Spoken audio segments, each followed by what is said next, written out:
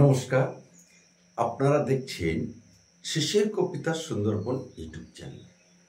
আজকে আমরা এই ভিডিওটি তৈরি করছি 2025 সালে উচ্চ মাধ্যমিক পরীক্ষায় যারা উত্তীর্ণ হয়েছে তাদের সম্পর্কে আজকে এই ভিডিও। অর্থাৎ 2025 সালে কলেজের ভর্তি সংক্রান্ত যাবতীয় তথ্য খুঁটিনাটি আমরা এই ভিডিওর মধ্যে দিয়ে তুলে ধরব। আমাদের সকলের মনে, অর্থাৎ যারা 2025 সালে উচ্চ মাধ্যমিক পরীক্ষায় পাশ করেছে সেই সকল ছাত্রছাত্রী এবং অভিভাবকদের একটাই প্রশ্ন আমাদের কাছে আসছে। প্রশ্নটি হলো, স্যার কবে থেকে উচ্চ মাধ্যমিক ভর্তি শুরু হবে?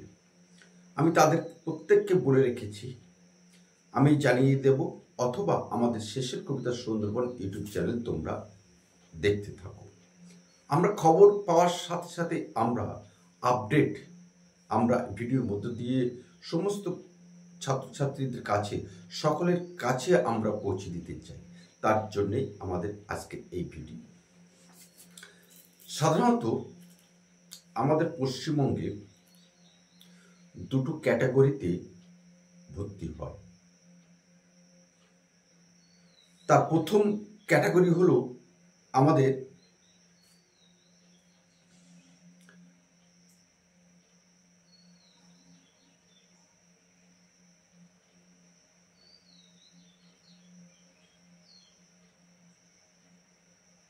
Autonomous college. অর্থাৎ পশ্চিমবঙ্গে কিছু অটোনোমাস কলেজ আছে যারা নিজস্ব পোর্টালে তারা ভর্তি করিয়ে নেয় ছাত্রছাত্রীদের। এইরকম কয়েকটি কলেজের উদাহরণ আমরা আপনাদের কাছে তুলে ধরছি। যেমন আছে সেন্ট জেভিয়ার্স কলেজ,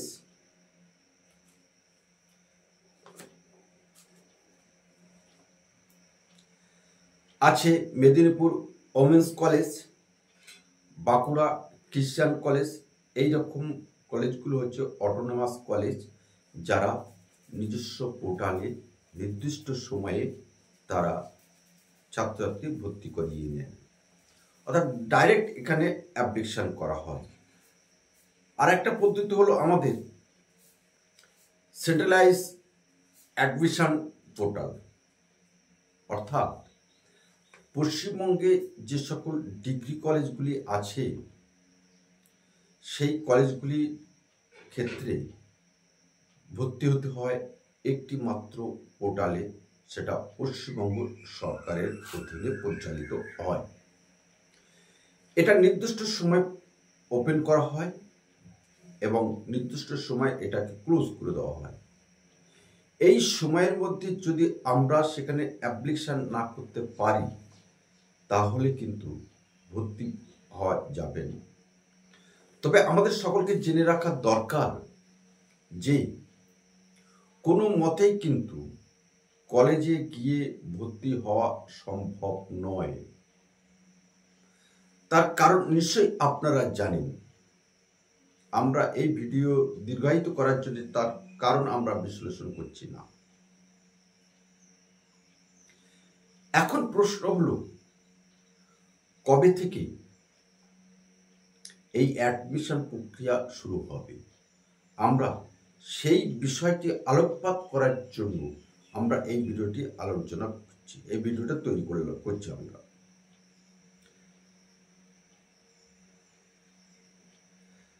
তবে আমরা এখানে একটা জিনিস কিন্তু আমরা বারবার বলতে বদ্ধপরিকর, যেটি হলো যে তোমরা ভর্তির সময় অবশ্যই কিছু জিনিস তোমাদের হাতের কাছে রাখতে হবে। আমরা অধিকাংশ ছাত্রছাত্রীরা কিছু দেখেছি এই জিনিসটা কিন্তু তারা ভুল করতে থাকে। তবে কখনোই তোমরা কোনো অনামী সাইবার ক্যাফে গিয়ে ভর্তি হবে না, অ্যাপ্লিকেশনটা করবে না। কারণ গত বছর থেকে যে সেন্ট্রালাইজ অ্যাডমিশন প্রক্রিয়া শুরু হয়েছে, সেখানে কিন্তু আমরা দেখেছি কলেজে এসে ছাত্রছাত্রীরা একরকম কথা বলছে, এই সাবজেক্ট নিয়ে ভর্তি হয়েছে, কিন্তু সে যে সাইবার ক্যাফে ভর্তি হতে গেছিল, অ্যাপ্লিকেশন করতে গেছিল, যে সেখানে তাকে অন্য সাবজেক্ট দিয়ে দিয়েছে। তবে এক্ষেত্রে একটা জিনিস লক্ষণীয়, অধিকাংশ ছাত্রছাত্রীরা, বেশ কিছু পরিমাণ ছাত্রছাত্রীরা, তারা এই যে অ্যাপ্লিকেশন করার পরে যে ফর্ম আউট হয়, সেটা কিন্তু তারা কখনোই দেখে না। সুতরাং সে কি বললো আর কি সাবজেক্ট সেখান থেকে চয়েস করে তাকে দিয়ে দিল, সে সেটা জানে না। এটা কিন্তু খুবই গুরুত্বপূর্ণ তথ্য। এবং আমাদের এই মুহূর্তে কতগুলো প্রশ্ন আমাদের কাছে এসে যাচ্ছে যে পশ্চিমবঙ্গে কলেজে ভর্তি 2025 তার তারিখ এবং সময়সূচিটা কবে থেকে আমরা জানতে পারবো স্যার? ভর্তি প্রক্রিয়া কিভাবে হবে? কি কি ডকুমেন্টস আমাকে অ্যাপ্লিকেশনের সময় ক্যারি আপ করতে হবে? কোন কোন বিষয়ের অন্তর্ভুক্ত কলেজগুলি তোমরা অ্যাডমিশন নিতে পারবে? এই সমস্ত নানা রকম প্রশ্ন আমাদের কাছে আসে। আমরা তার প্রতিটি প্রশ্ন উত্তর এই ভিডিওর মধ্যে দিয়ে আমরা প্রকাশ করব, যারা প্রতিটি ছাত্র ছাত্রী অ্যাপ্লিকেশন করার আগে যেন এই জিনিসগুলো কিন্তু অবশ্যই তারা মাথায় রাখে। আমরা এই মুহূর্তে গতকাল রাত পর্যন্ত আমাদের কাছে যা খবর, তাতে করে তোমাদের পরীক্ষার ফর্ম ফিল আপ শুরু হবে জুন মাসের দ্বিতীয় সপ্তাহে। এবং এই ফর্ম ফিল আপের ডেট, অনলাইনে যে ফর্ম ফিল আপ করার তারিখ, সেটি তার শেষ তারিখ কবে সেটাও সম্ভাব্য ডেট আমরা যেটা পেয়েছি, সেটা কিন্তু আমরা তোমাদের কাছে জানিয়ে দিচ্ছি জুন মাস। অর্থাৎ গোটা জুন মাস ধরে তোমাদের অ্যাডমিশন প্রক্রিয়া চলতে থাকবে। আমাদের কাছে আরো যে খবরটা এসেছে সেটি হলো এই, প্রথম মেরিট লিস্ট কবে প্রকাশিত হবে? আমাদের কাছে যা খবর, জুলাই মাসের প্রথম দিকে সম্ভাব্য প্রথম মেরিট লিস্ট পাবলিশ হওয়ার সম্ভাবনা আছে। এবং ভর্তি প্রক্রিয়ার শেষ তারিখ জুলাইয়ের শেষ সপ্তাহ, অর্থাৎ আগস্ট মাস থেকে তোমাদের ক্লাস শুরু হবে। আমরা আলোচনা করে দিলাম অ্যাডমিশন, মেরিট লিস্ট এবং ক্লাস। এই আগস্ট মাসে এসে তোমাদের রেজিস্ট্রেশন কিন্তু করতে হবে। সেই রেজিস্ট্রেশনের সময় তোমাদেরকে ভালো করে দেখে নিতে হবে অনার্স কোর্সের কি সাবজেক্ট নিয়েছো, অর্থাৎ মেজর সাবজেক্ট হিসাবে তুমি কি সাবজেক্ট নিয়েছো সেটা অবশ্যই ভালো করে দেখবে। এবং মেজরের সাথে আরো দুটি সাবজেক্ট তোমাদেরকে নিতে হবে। তোমাদের কলেজে যে সকল সাবজেক্টগুলো আছে, সম্ভবত প্রতিটা কলেজের একটা গ্রুপ করা আছে, সেই একই গ্রুপ থেকে তোমাকে দুটি সাবজেক্ট গ্রহণ করতে হবে। ধরে নিলাম আমি বাংলা অনার্স নিচ্ছি, এই বাংলা অনার্সে আর কি কি সাবজেক্ট আছে, কলেজের ওই গ্রুপে তোমরা দেখবে যে ওই বাংলার সাথে তোমাদের ইংলিশ, রাষ্ট্রবিজ্ঞান, দর্শন, এডুকেশন, এই সকল সাবজেক্ট থাকতে পারে। মেজর সাবজেক্ট হিসেবে তোমরা নিলে বেঙ্গলি এবং মাইনর সাবজেক্ট কিন্তু দুটোই রাখতে হবে। সেখানে তোমরা ওই গ্রুপের মধ্যে থেকে যে কোনো দুটি সাবজেক্ট, উদাহরণস্বরূপ আমরা বলতে পারি যে এডুকেশন এবং পলিটিক্যাল সায়েন্স নিয়ে। এছাড়াও তোমাদের আরও দুটি সাবজেক্ট তোমাদেরকে নিতে হবে, সেটা তোমাদের কলেজ বলে দেবে, এটি কলেজের উপরে নির্ভর করে। এ সম্পর্কে আমাদের ভিডিও আগে গত বছরে আমরা পাবলিশ করেছি, তোমরা সেখান থেকে দেখে নিতে পারো। এখানে আমাদের একটা কথা জেনে রাখতে হবে, আমরা প্রথমেই বলেছি কোনো অনামী সাইবার ক্যাফে গিয়ে তোমরা অ্যাপ্লিকেশন করার জন্য যাবে না, এবং পরীক্ষার সময় যে ডকুমেন্টস, এই অ্যাডমিশনের সময় যে ডকুমেন্টসগুলো তোমরা রাখবে তার মধ্যে অন্যতম হলো উচ্চ মাধ্যমিকের মার্কশিট, অ্যাডমিট, মাধ্যমিকের সার্টিফিকেট, একটা পাসপোর্ট সাইজের রঙিন ছবি, কাস্ট সার্টিফিকেট অর্থাৎ এসসি, এসটি, ওবিসি সার্টিফিকেট থাকলে সেগুলি অবশ্যই নিয়ে যাবে।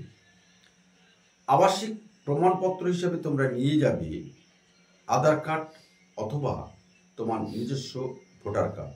যদিও তোমাদের ভোটার কার্ড এখনো হয়নি, তবে তোমরা আধার কার্ড অবশ্যই নিয়ে যাবে। এবং কেউ যদি অন্য বোর্ড থেকে এসে এই বোর্ডে অর্থাৎ পশ্চিমবঙ্গে যে কলেজে অ্যাডমিশন পোর্টাল আছে, কলেজগুলো আছে, সেই পোর্টালে এসে যদি তোমরা ভর্তি হতে চাও, সেক্ষেত্রে অবশ্যই তোমাদের মাইগ্রেশন সার্টিফিকেট অবশ্যই প্রয়োজন।